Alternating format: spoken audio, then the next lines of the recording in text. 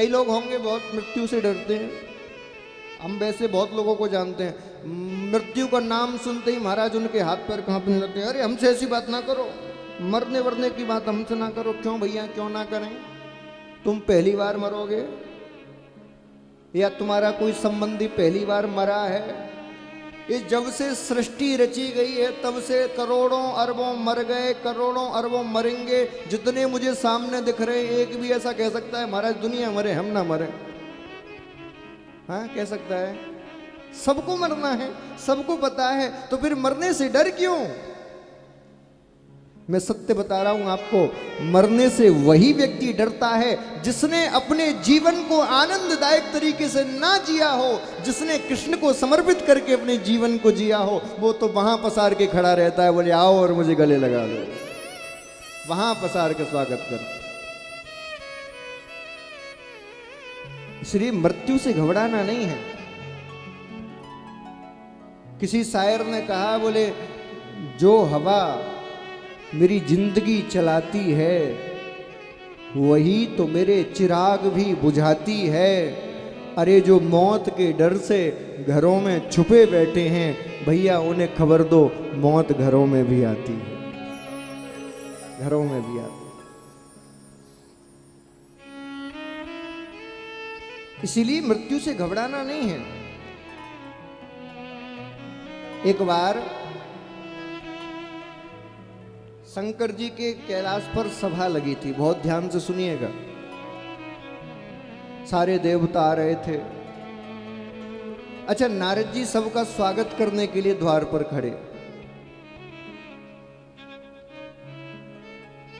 तो नारद जी ने क्या देखा कि एक छोटी सी चिड़िया कैलाश के द्वार पर ही बैठी हुई है।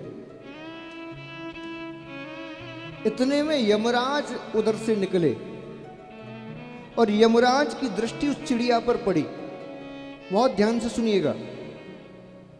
अब जैसी यमराज की दृष्टि पड़ी तो यमराज एक क्षण के लिए उस चिड़िया को देखते रह गए। यानी कि यमराज की दृष्टि उस चिड़िया पर टिक गई, जम गई। यमराज तो देखकर थोड़ी देर और अंदर चले गए।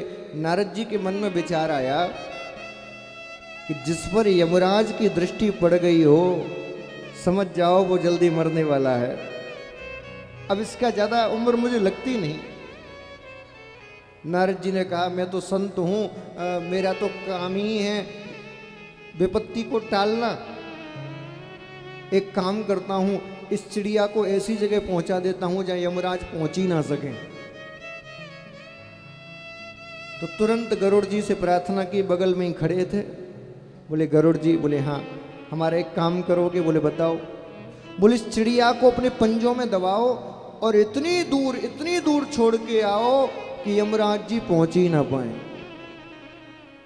बोले ठीक है।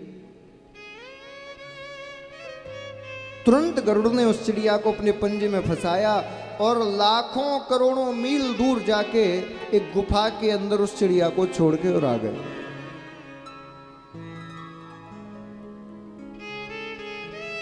समय गुजरा, सभा समाप्त हुई। थोड़ी देर बाद यमराज बाहर निकले। जैसे ही बाहर निकले तो देखा चिड़िया वहां नहीं है। नारद जी ने कहा, क्यों जी, क्या देख रहे हो? मुझे पता था तुम्हारी दृष्टि चिड़िया पर है। बोले नारद जी, यहाँ एक चिड़िया थी, वो कहाँ गई? बोले मुझे सब पता था, तुम्हारी जिस पर दृष्टि पड़ जाए। अरे बताओ तो सही, क्या बात है? पहले आप बताओ, जब आप अंदर जा रहे थे तो उस चिड़िया को देख के आप चिंतन में क्यों आ गए थे? रुक क्यों गए थे? यमराज कहने लगा, नारद जी, जैसे ही मैंने उस चिड़िया की ओर देखा तो उसका भूत भविष्य वर्तमान मेरे सामने प्रकट हो गया और उसकी मस्तिष्क की रेखाओं में लिखा था कि यहाँ से हजारों लाखों कोस दूर एक गुफा के अंदर एक बिलाव के खाने से उसकी मृत्यु होगी। अब मैं ये सोच रहा था कि इतनी छोटी चिड़िया 10 वर्षों तक पंख फड़फड़ा के उड़े, तब भी इतनी दूर नहीं जा सकती। मुझसे कहीं गलती तो नहीं हो गई इसकी मृत्यु लिखने में? कहीं विधाता ने गलती से कुछ मिसप्रिंट तो नहीं कर दिया? इतनी दूर जाके मृत्यु कैसे हो सकती है? वो छोटी सी चिड़िया पहुंच कैसे पाएगी? और 10 मिनट बाद उसकी मृत्यु लिखी थी, 10 मिनट में तो संभव ही नहीं है पहुंचना।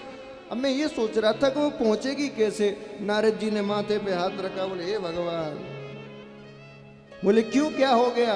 बोले आपको, आपसे कोई मिसप्रिंट नहीं हुई है, विधाता ने जो लिखा है वो सत्य लिखा है। बोले क्या मतलब? बोले अभी 2 मिनट पहले मैंने ही उसको वहां पहुंचा है गरुड़ जी के द्वारा, और वहां उसकी मृत्यु हुई।